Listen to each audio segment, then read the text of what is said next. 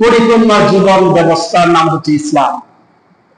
আল্লাহ বলছেন, আল-ইয়াউমা আকমালতু লাকুম দীনাকুম ওয়া আতমামতু আলাইকুম নি'মাতি ওয়া রাদিতু লাকুমুল ইসলাম দীনা। আজ তোমাদের জন্য তোমাদের ধর্মকে, দ্বীনকে পরিপূর্ণ করে দিলাম, নিয়ামতকে তোমাদের জন্য পরিপূর্ণ করে দিলাম। সুবহানাল্লাহ। আমরা পরিপূর্ণ শরীয়ত, পরিপূর্ণ দ্বীন পেয়েছি, বলি আলহামদুলিল্লাহ। কিন্তু আমাদের মাঝে এমন একটা ধারণা তৈরি হয়েছে, কনসেপ্ট তৈরি হয়েছে, থিং তৈরি হয়েছে, যে ধারণা আমরা শুধু নামাজ পড়বো, রোজা রাখবো, হজ করবো, 5 ওয়াক্ত নামাজি যারা পড়ে তারা শুধু মনে করে আমরা মুসলমান, পাক্কা মুসলমান।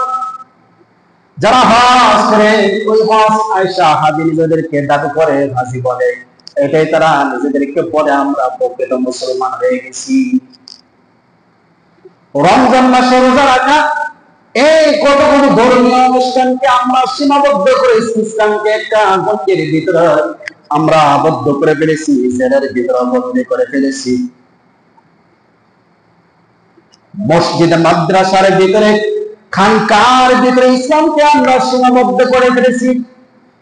সাধারণ মানুষ শুধু জানতে চায়, হুজুর নামাজ কেমনে পড়তে হবে, নামাজের নিয়ম কারণ এতটুকু বলেন, এতটুকু তারা ক্ষান্ত হয়ে যায়। এতটুকু জানলে, এতটুকু মানলে মনে হচ্ছে আমরা জান্নাতি মুসলমান হয়ে গেলাম। না, নামাজের ভুল হলে, নামাজ না পড়লেও হয়তো আল্লাহ মাফ করতে পারে। আল্লাহ তাআলা তার হক, তার বিধান তিনি ইচ্ছা করলে ছেড়ে দিতে পারেন। কিন্তু একজন পরিপূর্ণ মুসলমানের আরো কত যে হক রয়েছে, সে হক সম্পর্কে সে রব্বি আল্লাহ। যে আয়াতে কারিমা তেলাওয়াত করেছি, ইন্নাল্লাহা ইয়া'মুরু বিল আদলি ওয়াল ইহসান, আল্লাহ তাআলা নির্দেশ দিচ্ছেন, ইন্নাল্লাহা ইয়া'মুরু বিল আদলি ওয়াল ইহসান, তোমরা ন্যায়পরায়ণতা প্রতিষ্ঠিত করো, সৎ আচরণ করো।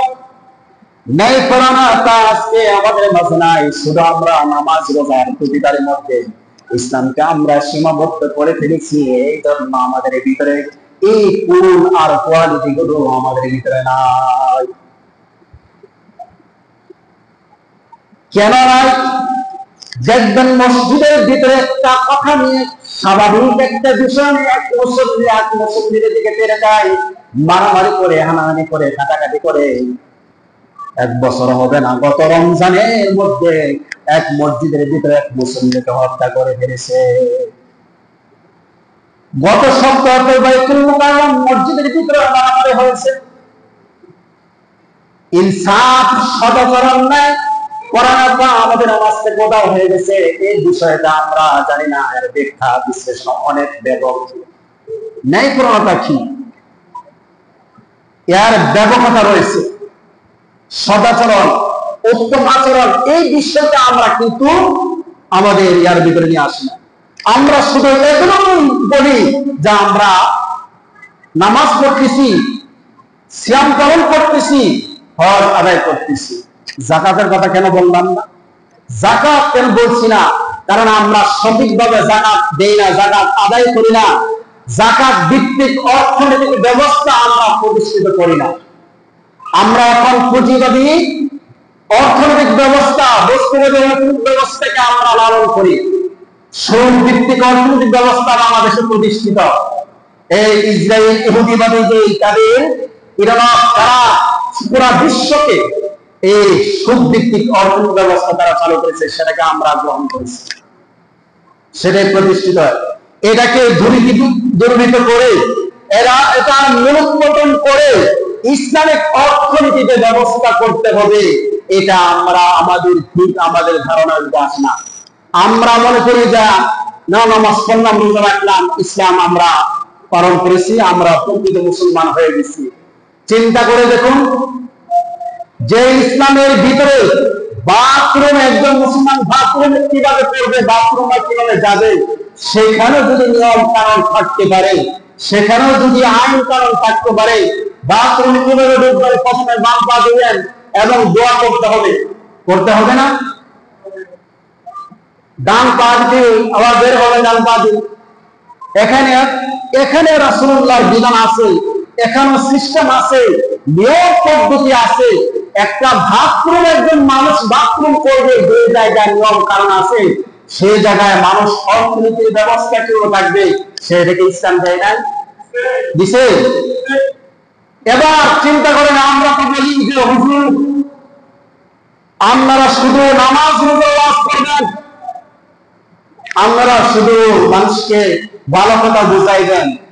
এই ভালো কথা এই আয়াতের ভিতরে আল্লাহ বলছেন, ইন্নাল্লাহা ইয়া'মুরু বিল আদলি ওয়াল ইহসান ওয়া ইতাই যিল কুরবা ওয়া ইয়ানহা আনিল ফাহশাই ওয়াল মুনকার। এই আয়াতের মধ্যে আল্লাহ রাব্বুল আলামিন পরে অংশে বলেন, তোমাদেরকে অশ্লীল কর্ম থেকে বিরত থাকার জন্য বলা হয়েছে, সৎ কাজের আদেশের জন্য তোমাদেরকে বলা হয়েছে, নির্দেশ দেওয়া হয়েছে। আমরা মানুষগুলিকে সৎ কাজের আদেশ করতে পারি, ভালো ভালো কথা বলতে পারি, উপদেশ দিতে পারি, কিন্তু অসৎ কর্মগুলি থেকে মানুষকে আমরা বারণ করতে পারি না।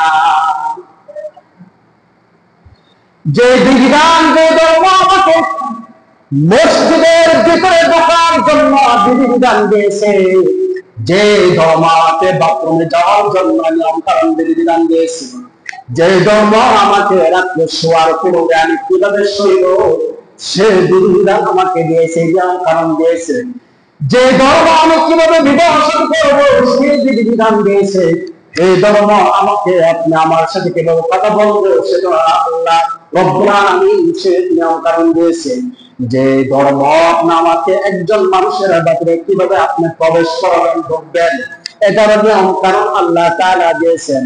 সেই ধর্মের ভিতরে রাষ্ট্র পরিচালনা, সমাজ ব্যবস্থা কিভাবে পরিচালনা করা হবে, এটা কি নিয়ম কারণ না? কি আছে? ইসলামের পরিপূর্ণ রূপ আমাদেরকে বুঝতে হবে। এই ইনসাফের কথা বলছি, ন্যায় করা ইনসাফের কথাটা অনেক ব্যাপক, এখানে দিতে আসবে কথা। ইন্নাল্লাহা ইয়া'মুরু বিল আদলি ওয়াল ইহসান, আদল ন্যায় করাটা এই বিষয়টা আমাদের ভিতরে নাই। এখানে এই অর্থনীতি ব্যবহার, যেমন ন্যায় করাটা হচ্ছে সমান অবিচার, একে অপরের হক, একের প্রতি অপরের যে হক, এই হক আল্লাহ তাআলার প্রতি আমাদের হক রয়েছে, আল্লাহ তাআলার বান্দার প্রতি হক রয়েছে। এবং যদি আমরা রাসূলের উম্মত হই, রাসূলের প্রতি, রাসূল আমাদের প্রতি হক রয়েছে। আমরা আলেম সমাজ, যারা আলেম সমাজের কাছে সাধারণ মানুষের হক রয়েছে, সাধারণ মানুষেরা আলেম সমাজের কাছে হক প্রাপ্য রয়েছে। সাধারণ মানুষ আলেমের কাছে হক রয়েছে, পাওনা রয়েছে। পাওনা পর্যন্ত একজন মানুষের কাছে পাওনা পায়, এই ছাত্র হচ্ছে না একজন মানুষের যা যাকে প্রাপ্যতা সেটা বুঝিয়ে দেওয়া। আপনি আমার কাছ থেকে যেটা প্রাপ্য এটা বুঝিয়ে দেওয়া হচ্ছে কি ইনসাফ। এটা যতটুকু পাওনা, যতটুকু প্রাপ্য, এটা বুঝিয়ে দেওয়া হচ্ছে কি ইনসাফ, ন্যায় করা। আলেম সমাজের কাছে আওয়াম বা সাধারণ মানুষের যে প্রাপ্য রয়েছে সে প্রাপ্য যদি বুঝিয়ে দেওয়া হয়, আমি ইমাম সাহেব, আপনারা মুসল্লি, আমার কাছে আপনাদের প্রাপ্য রয়েছে, আবার আপনাদের কাছে আমার প্রাপ্য রয়েছে। পিতামাতা তার সন্তানের কাছে প্রাপ্য রয়েছে, সন্তান তার পিতামাতার কাছে প্রাপ্য রয়েছে, পাবলিক সরকারের কাছে প্রাপ্য রয়েছে, আবার সরকার জনগণের কাছে প্রাপ্য রয়েছে। একজন মেম্বার, এমপি যারা নির্বাচিত হয় তাদের কাছে জনগণের প্রাপ্য রয়েছে, আবার তার কাছে তারা প্রাপ্য রয়েছে। প্রত্যেকের যে প্রাপ্য আছে সে প্রাপ্যটুকু যদি সঠিকভাবে বুঝিয়ে দেওয়া হয় তাহলে সমাজে অশান্তি আর থাকবে না। সমাজ এক ইনসাফ ভিত্তিক ন্যায়পরায়ণতা প্রতিষ্ঠিত হবে। এই দুই গুণ সদাচরণ এবং ইনসাফ মানুষের ভিতরে না থাকার কারণে সমাজ আছে অশান্তি। আর এই দুই গুণ কোয়ালিটি আসবে করতে ইসলাম প্রতিষ্ঠিত হলে এই কোয়ালিটি গুলো তৈরি হবে মানুষের ভিতরে। কেন বুঝলেন? কথাগুলো বললাম কিন্তু বুঝেন নাই। আল্লাহ তাআলা আমার প্রতি, আপনার প্রতি, বান্দার প্রতি কি প্রাপ্য রয়েছে, কি পাওনা রয়েছে, কি হক রয়েছে। যেমন আল্লাহ তাআলা বলেন ওয়াবুদু, ওয়া'বুদুল্লাহা ওয়া লা তুশরিকু বিহি শাইআন ওয়া বিল ওয়ালিদাইনি ইহসানা। আল্লাহ তাআলার বান্দার প্রতি হক রয়েছে, যে হক হচ্ছে বান্দা আল্লাহ তাআলার গুলামি করবে, তার দাসত্ব করবে, অন্য কারো আল্লাহর সাথে শরীক করবে না। আল্লাহ তাআলার ইবাদতের ক্ষেত্রে অন্য কাউকে শরীক করবে না, সমকক্ষ মনে করবে না, অংশীদার বানাইবে না। যদি ওই বান্দা আল্লাহ তাআলার ইবাদত বন্দি করে হক আদায় করে আল্লাহ তাআলার তার প্রাপ্যতা বুঝিয়ে দেওয়া হয়, পাওনা পরিশোধ করা হয়, আল্লাহ তাআলার প্রতি আমাদের একটা পাওনা রয়েছে আল্লাহর কাছে, সেই পাওনা হচ্ছে আমরা জান্নাত লাভ করা। যদি আমরা প্রকৃতভাবে আল্লাহ তাআলার হক আমরা আদায় করি, তার প্রাপ্য আমরা বুঝিয়ে দিই, তার পাওনা মিটিয়ে দিই, তাহলে অবশ্যই আল্লাহ রাব্বুল আলামিন তাআলা আমাদেরকে সে প্রাপ্য বুঝিয়ে দিবেন। সে আমাদের প্রাপ্যটা হচ্ছে, আমরা পাওনাটা হচ্ছে জান্নাত লাভ করা। সেই জান্নাতে অবশ্যই আমরা যেতে পারবো। আল্লাহ তাআলা বান্দার প্রতি হক বা পাওনা প্রাপ্য হচ্ছে কি, যে বান্দা আল্লাহর গোলামি করবে, আল্লাহর দাসত্ব করবে, তার হুকুম মানবে, তার ইবাদত বন্দি করবে, অন্য কারো সাথে শরীক করবে না। আর বান্দা আল্লাহর কাছে প্রাপ্য হচ্ছে আল্লাহর কাছে জান্নাত চাও। সে জান্নাত যদি আল্লাহ তা বুঝিয়ে দেওয়া হয়, আল্লাহ আমাদেরকে এটা বুঝিয়ে দিবে। এখন চিন্তা করেন, আমরা কতটুকু আল্লাহ গোলামি করছি, আল্লাহর হক আমরা কতটুকু বুঝিয়ে দিচ্ছি, তার পাওনা যদি আমরা বুঝিয়ে ঠিক মতো না দেই, তাহলে আল্লাহ আমাদের কি পাওনা ফিরে দিবে?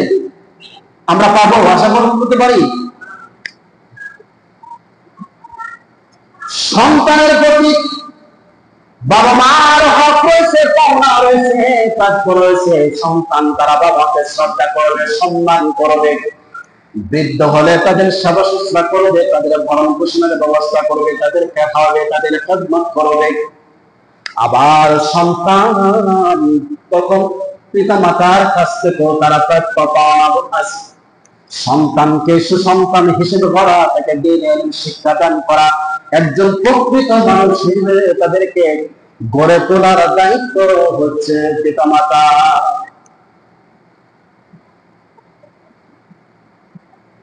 এখানে এই আয়াত এতটা একটা গুরুত্বপূর্ণ আয়াত, এটার অর্থটা অনেক ব্যাপক বিশ্লেষণ করলে অনেক সময়, যে ইন্নাল্লাহা ইয়া'মুরু বিল আদলি ওয়াল ইহসান, এই শুধু এই আয়াতের তেলাওয়াত শুনে সাকিব গোত্রের এক প্রধান আকসাম মনে হয় সম্ভবত নাম